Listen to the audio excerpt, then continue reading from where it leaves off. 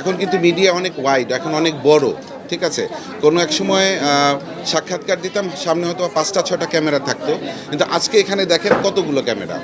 আমাদের আসলে মিডিয়া অনেক বড় হয়েছে। তো একটা জিনিস যেটা হচ্ছে যে আমি কাজ করেছি যেগুলো মানুষের গ্রহণযোগ্যতা পেয়েছে, তারপরে মনে হয়েছে যে আরও কিছু কাজ করি যেগুলো অন্য দিক দিয়ে গ্রহণযোগ্যতা পেতেও পারে। এই কারণে আসলে ব্যবসা আমি মনোনিবেশ করেছি।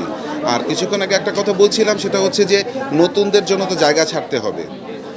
আমিও চাই যে নতুনদের মাঝ থেকে আরও একটি এক জীবন তৈরি হোক, আবারও এরকমভাবে মানুষের মনের মাঝে জায়গা করে নেক।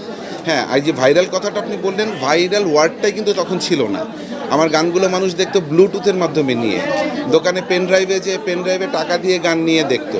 বাট এখন কিন্তু সেই রকম না। এখন এখান থেকে এই লাইভ এই মুহূর্তে কেউ নিউ ইয়র্কে বসে দেখতে পাচ্ছে, যেটা তখন সম্ভব ছিল না।